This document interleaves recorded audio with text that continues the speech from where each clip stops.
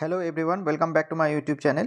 তো চলুন আজকের এই ভিডিওতে 6টা স্টক নিয়ে আলোচনা করব যেগুলো কিন্তু খুব সুন্দর গতিতে রয়েছে এবং ভালো পারফরমেন্স দেখাচ্ছে। কিন্তু সেখানে যাওয়ার আগে চলুন দেখা যাক নিফটি ফিফটি কেমন পারফর্ম করলো আজকে।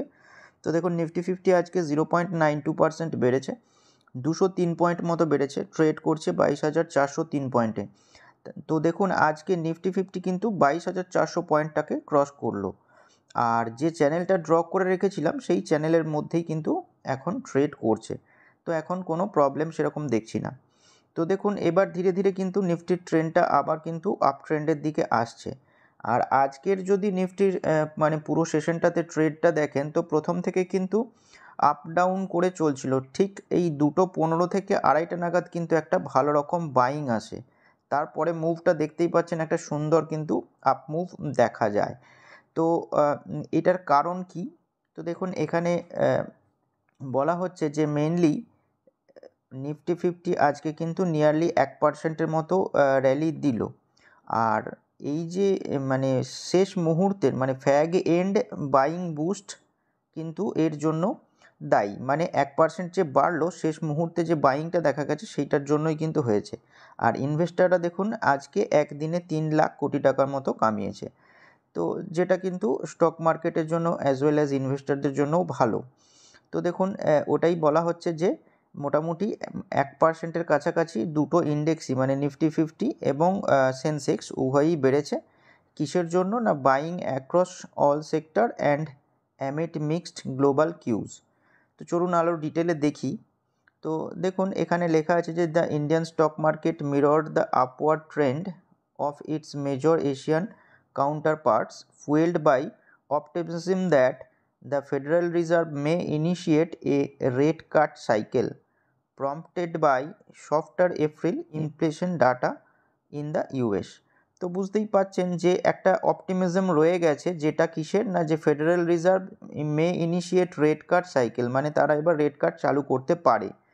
কী বেসিসে বা কী দেখে এরা ভাবছে? না softer April inflation data in the US, মানে ইউএসের যে ইনফ্লেশন ডেটাটা রিলিজ হয়েছে সেটা একটু মানে সফট হয়েছে বা ডাউন গেছে মানে ইনফ্লেশনটা, সেই কারণে ভাবছে বা সবাই মনে করছে যে রেট কাটের সাইকেলটা স্টার্ট হতে পারে। তো যে ইউএস ইনফ্লেশন ডেটা যেটা সিপিআই সেইটা কিন্তু বেড়েছে 3.4% ইয়ার অন ইয়ার বেসিসে, যেটা মার্চে ছিল 3.5% ইয়ার অন ইয়ার বেসিসে। তো যেটা কিন্তু লোয়ার দ্যান এক্সপেক্টেড রাইজ হয়েছে ইনফ্লেশনের। সেই জন্য কিন্তু সবাই ভাবছে যে ইউএসের যে ফেড আছে সেইটার তরফ থেকে কিন্তু রেট কাটের স্টার্ট হতে পারে সেকেন্ড হাফ অফ দিস ইয়ার। তো এই ইয়ারের সেকেন্ড হাফ থেকে হয়তো স্টার্ট হতে পারে, এটাই আশা করছে। আর ওভারঅল যদি স্মল ক্যাপ এবং মিড ক্যাপের পারফরমেন্স দেখেন তো মিড ক্যাপ কিন্তু জাম্প করেছে 1.07%, আর স্মল ক্যাপ ইন্ডেক্স কিন্তু বেড়েছে 0.85%।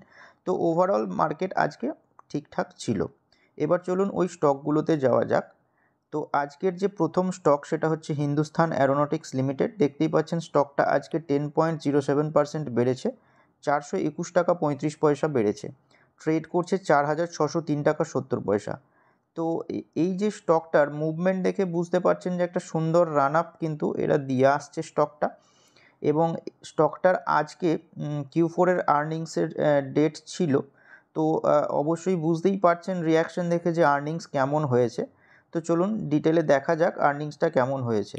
তো দেখুন এখানে লেখা আছে যে কনসলিডেটেড প্রফিট জাম্পস ফিসকাল, সেই জন্য শেয়ার্স ক্লাইম 9%। তো 9% না, আলটিমেটলি দেখুন লাস্টে 10.07% বেড়ে আজকে ক্লোজ দিয়েছে।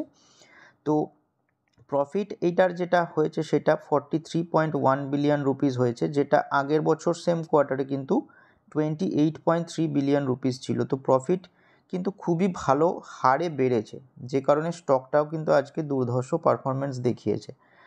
আর ইপিএস যদি দেখেন মানে আর্নিং পার শেয়ার, সেইটা কিন্তু হয়েছে 64.4 রুপিস, যেটা আগের বছর সেম কোয়ার্টারে কিন্তু 42.3 রুপিস ছিল।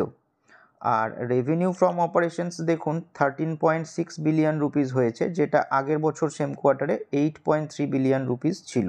এটাই কোম্পানির তরফ থেকে জানানো হয়েছে। বুঝতেই পারছেন যে এর Q4 এর আর্নিংস খুব ভালো হয়েছে, কারণ রিয়াকশনস দেখেই বোঝা যাচ্ছে। নেক্সট যে স্টক সেটা হলো ভারত ডাইনামিক্স লিমিটেড।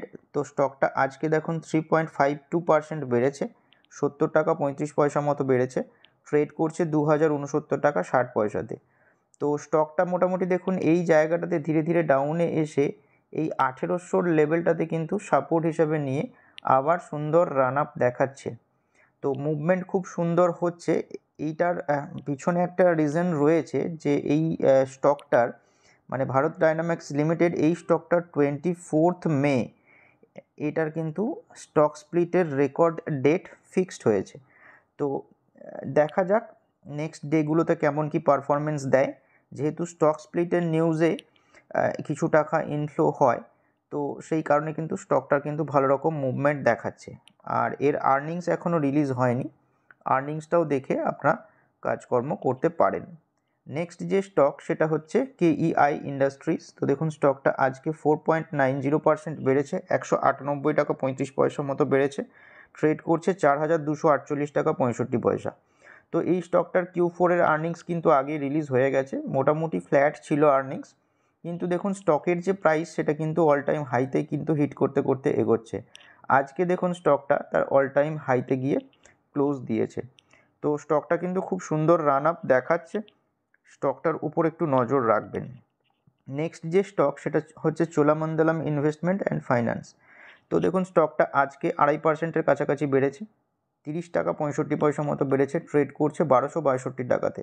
তো দেখুন স্টকটা কিন্তু তার অল টাইম হাইয়ের ব্রেকআউট দেয় এই লেভেলটাতে, তারপর দেখুন ব্রেকআউটটা সাস্টেন্ড হয় না, আবার নিচে নেমে চলে আসে। তারপর দেখুন এই যে 1250 কাছাকাছি যে লেভেলটা রয়েছে সেই লেভেলের কাছাকাছি কিন্তু সাপোর্ট নেয়। তো আজকে দেখুন একটু বাউন্স ব্যাক করেছে। তো এই স্টকটা কিন্তু রেজাল্ট ভালো রিলিজ করেছিল, যে কারণে কিন্তু ভালো রান আপ দেয় স্টকটা।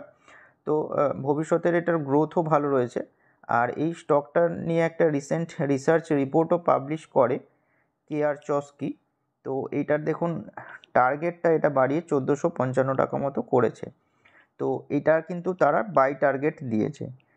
তো এইটাই দেখুন KRChoksyর রিসার্চ রিপোর্টে ডিটেলে লেখা আছে। তো চলুন দেখা যাক একটু ডিটেলে যে কি বলা আছে এখানে রিপোর্টে।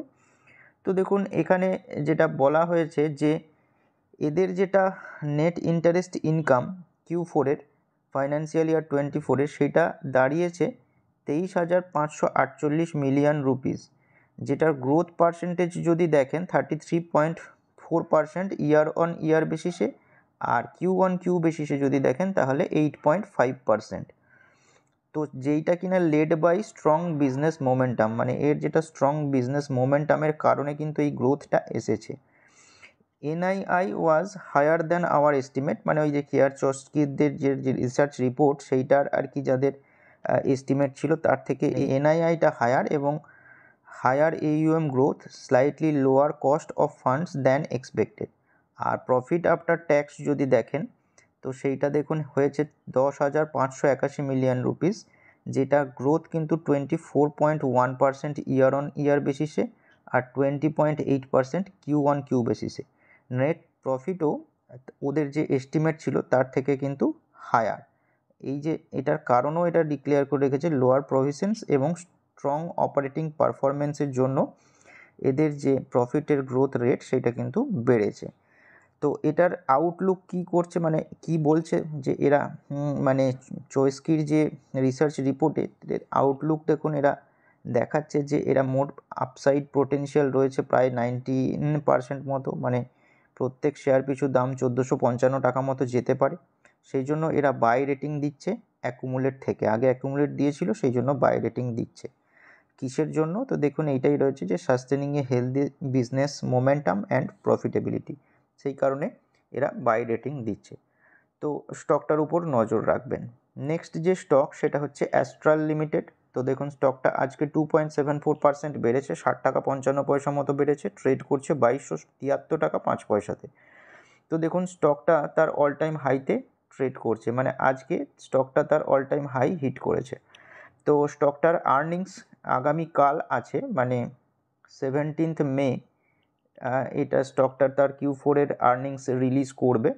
তো বুঝতেই পারছেন যে যেহেতু আগে থেকেই এর মোমেন্টামটা কিন্তু উপরের দিকে শিফট হচ্ছে, তো স্টকটার কিন্তু এই কোয়ার্টারের রেজাল্ট ভালো হওয়ার সম্ভাবনা রয়েছে। তো দেখা যাক কালকে কেমন রেজাল্ট পাবলিশ করে, তারপর সেই মতো কাজকর্ম করবেন। নেক্সট যে স্টক সেটা হচ্ছে কেপিআইটি টেকনোলজিস। তো দেখুন স্টকটা আজকে 2.42% বেড়েছে, 36 টাকা 15 পয়সা মতো বেড়েছে, ট্রেড করছে 1529 টাকা 40 পয়সায়।